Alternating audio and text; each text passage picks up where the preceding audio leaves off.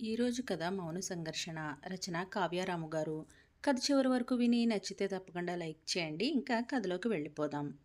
అవని, ఆకాష్లు అందరికీ ఆదర్శమైన చూడముచ్చటైన జంట. వాళ్ళ పేర్లకు తగ్గట్టుగానే అవని ఎంతో సహనశీలి, ఓపికస్తురాలు. అత్తమామలంటే ఎనలేని గౌరవం. ఇంట్లో అన్నింటిలో అందరి విషయాల్లో చేదోడు వాదోడుగా మెదిలేది. ఆకాష్ విశాల హృదయం, మంచి మనస్సు కలిగినవాడు. అందులో అవని అంటే ఆకాశమంత ప్రేమ. ఉద్యోగరీత్యా ఆకాష్కి దూరం అవడంతో ఆఫీస్కి దగ్గరగా ఉండే ఒక అపార్ట్మెంట్ని చూసుకుని కుటుంబం అంతా అందులోకి మకాం మార్చారు.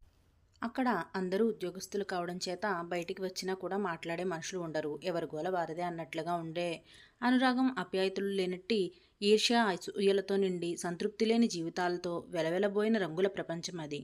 అవని బాగా చదువుకున్న అమ్మాయి అయినప్పటికీ ఆర్థికపరంగా అన్ని రకాలుగా ఏ లోటు లేకపోవడంతో తను ఉద్యోగం చేయాల్సిన అవసరం లేకపోయింది. కానీ అవని వాళ్ళు ఉన్న చుట్టుపక్కల ఊళ్ళోనే అందరూ దగ్గర బంధువులే ఉండటంతో 24 గంటలు ఎవరో ఒకరు వస్తూనే ఉండేవారు. వారికి చేయాల్సిన అతిథి మర్యాదలు కూడా ఎలాంటి లోటు లేకుండా చేస్తూ ఉండేది అవని. అలా అవనికి విరామ సమయం అంటూ ప్రత్యేకించి ఉండేది కాదు. ఆకాష్ ఒక ప్రైవేట్ కంపెనీలో మేనేజర్గా పనిచేస్తూ ఉండేవాడు. ఇంకా ఓవర్ టైం చేయాలి అని పైవాళ్ల నుండి ఆంక్షలు రావడంతో ఇంతకు ముందు కన్నా ఎక్కువగా ఆఫీసులో పని ఒత్తిడి మూలాన ప్రొద్దున్నే వెళ్ళి ఏ అర్ధరాత్రో వచ్చేవాడు. పెళ్ళైన తొలినాళ్లలో తప్ప ఆకాష్ తనని బయటికి తీసుకువెళ్లిన సందర్భం లేదు. ఏది కావాలన్నా అన్ని వస్తువులు ఇంట్లోనే సమకూర్చేవాడు. ఆకాష్తో బయటికి వెళ్ళాలి, సరదాగా గడపాలి అనే చిన్న చిన్న సంతోషాలను అవని కోరుకునేది. ఆకాష్ పని ఒత్తిడిలో పడి అవని గురించి పట్టించుకోవడమే మానేశాడు. అలా కొద్ది రోజులు గడిచిపోయాయి. ఆమె మొదలు ఎన్నో ఆశలు, చిన్న చిన్న సంతోషాలు అన్నీ ఎండమావిలా మారిపోసాగాయి.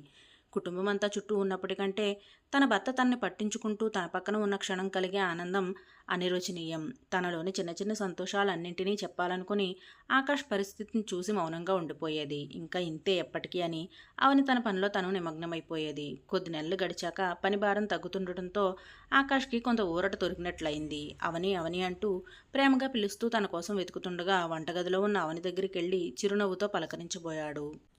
ఏవండి వచ్చారా అంటూ రండి భోజనం చేయండి వడ్డిస్తాను అని వడ్డించి భోజనం పూర్తయ్యేదాకా ఉండి షరా మామూలుగా తన పనిలో తను పడిపోయింది.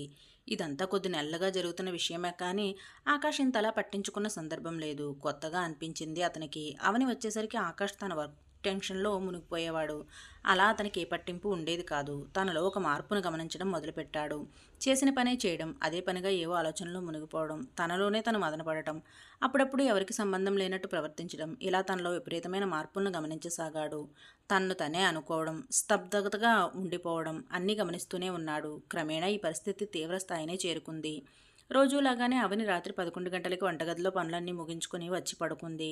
ఆకాష్ ఎదురు చూస్తూ ఉన్నాడు తనతో కాసేపు మాట్లాడాలి అని. కానీ కుదరలేదు. మరుసటి రోజున కూడా అంతే. చాలా మామూలుగా ఇంకా మౌనంగా ఉండేది. ఆకాష్కి ఏం అర్థం అవ్వలేదు. ఎన్నో ఆలోచనలు మదిలో మొదలవడం మొదలయ్యాయి. కుటుంబంలో అందరితో కలివిడిగా ఉండే తను నాతో మాత్రమే ఎందుకిలా ఉంటుంది అని రకరకాలుగా ఆలోచనలు చేయడం. అవని మౌనం ఆకాష్కి అంతు చిక్కని సమాధానంగా తోచింది. వారం గడిచింది. పరిస్థితిలో ఏ మార్పు లేదు. ఆకాష్ మనసులో బాధ, అవనిపై ప్రేమ రెండూ పెరుగుతూనే ఉన్నాయి. యథావిధిగా అవని పనులు పూర్తి చేసుకుని రావడంతో ఆకాష్ తనతో అవని ఎందుకీ మౌనం? బాధ్యతగా నాకు చేయాల్సిన పనులు తప్ప అందులో ప్రేమగా ఉన్న క్షణం లేదు. ఎందుకు? నేను ఎంత ప్రయత్నించినా నా ప్రశ్నలకు సమాధానాలు దొరకడం లేదు అంటూ తన బాధను వ్యక్తం చేశాడు ఆకాష్. ఇన్ని రోజులుగా మనస్సులో తను పడుతున్న మనోవేదనకు సాక్ష్యంగా కళ్ళ నుండి ధారాళంగా ఉబికి వస్తున్న కన్నీళ్లను ఆపుకుంటూ అవని, ఆకాష్ వారం రోజుల నా మౌనం నిన్ను పరిపరి విధాల ఆలోచనలతో అర్థం కాని సంశయంలోకి నెట్టేసింది. మనసు విప్పి మాట్లాడే క్షణం కోసం నువ్వు పడే ఆరాటం, నా కోసం వెతికే నీ కళ్ళు అన్నీ చూస్తూనే ఉన్నా కొన్ని రోజుల మౌనమే నువ్వు భరించలేకపోయావు. పెళ్ళైన ఇన్ని నెలల్లో ఏ రోజు నా గురించి ఆలోచన, చిన్న పలకరింపు కూడా లేదే. ఎందుకు? ఇన్ని రోజుల నుండి నీ పలకరింపు కోసం వేచి ఉన్న క్షణాలెన్నో. కనీసం తిన్నావా అని అడుగుతావని ఆశగా ఎదురుచూసిన సందర్భాలెన్నో. నీ చిన్న చిరునవ్వుతో నాలోని అలసటంతా దూరం చేసిన ఆ నవ్వు మాయమై ఎంతకాలమైందో. ఆ నవ్వు కోసమే నా ఎదురుచూపు. నాపై ప్రేమ, పట్టింపు, బాధ్యత అంతా మనం ప్రేమించుకున్న జ్ఞాపకాల్లోనే తీపి గుర్తులుగానే మిగిలిపోయాయి. తొలిచూపులోనే మైమర్పించిన నీ చిరునవ్వు ఇప్పుడు ఏమైంది? గలగలా మాట్లాడే నీ మాటల ప్రవాహం మాయమై మన మధ్య నిశ్శబ్దం మాట్లాడుతుంది. ఒత్తిళ్లు, బాధ్యతలు నీతో సమానంగా నాకు ఉంటాయి. ఏ క్షణంలోనూ నా ఉనికిని నువ్వు గుర్తించలేకపోయావా? ఏ చిన్న సంతోషాన్ని పంచుకోవాలని అనిపించినా ఆ క్షణం నువ్వు నా పక్కన ఉండవు. ఒకవేళ ఉన్నా నీ ఆలోచన నీకే.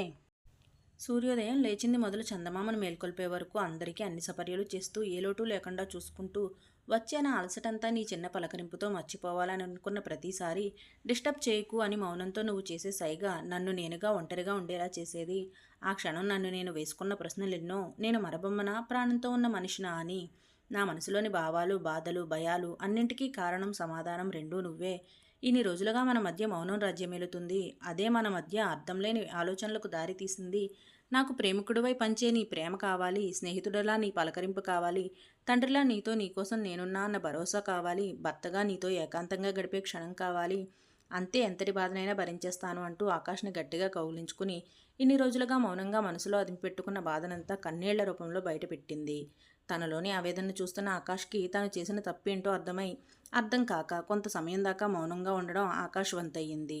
ఎన్ని అవాంతరాలున్నా, బరువు బాధ్యతలున్నా, ఎన్ని పనులున్నా భార్యాభర్తల మధ్య కోపతాపాలు, పలకరింపులు, ప్రేమ బంధాలు అన్నీ సమపాళ్లలో ఉంటేనే భార్యాభర్తల బంధం ఎలాంటి అలమరికలు లేకుండా, మౌన సంఘర్షణలకు, అపార్థాలకు తావు లేకుండా ఉంటుంది.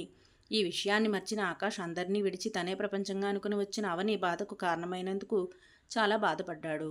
వెంటనే తేరుకుని అవన్నీ అక్కును చేర్చుకుని తన తప్పుకు క్షమాపణలు కోరాడు. ఇక ఎప్పటికీ మన మధ్య ఇలాంటి పరిస్థితులకు అవకాశం ఇవ్వనని అవని మనసుకు ధైర్యాన్ని ఇచ్చి తన కళ్ళలో మానసిక సంతృప్తిని చూసి అమితానందానికి లోనయ్యాడు. అప్పటిదాకా వారిద్దరి మధ్య జరిగిన మౌన సంఘర్షణకు అడ్డుతెరలి తొలగిపోయి అవని ఆకాశాల మధ్య ప్రణయ కావ్యం మళ్లీ చిగురించింది. కొన్ని సమస్యల పరిష్కారానికి మౌనం చేసే మేలు అంతా ఇంతా కాదు. మనం తీసుకోవాల్సిన నిర్ణయం వల్ల అందరి జీవితాలు సుడిగుండంలోకి పడబోతాయి అన్నప్పుడు మౌనంగా ఉండడమే సరైన మార్గం. అలా అని అన్ని సందర్భాల్లో అదే మౌనం దారి చూపెడుతుందనుకుంటే పొరపాటే.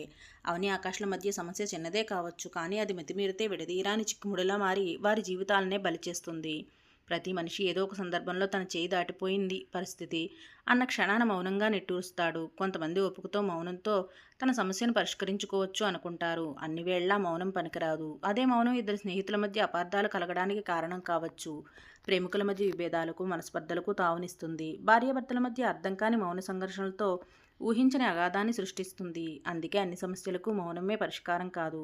ఒక్కసారి మౌనం మనిషిని మానసికంగా కుంగతీస్తుంది, సమస్య జటిలం చేస్తుంది. అందుకే కొన్ని సందర్భాల్లో మౌనం వదిలి పెదవి విప్పి మన మాటలకు, భావ వ్యక్తీకరణకు అవకాశం ఇవ్వాలి. కథ నచ్చితే తప్పకుండా లైక్ చేయండి. Thank you for watching.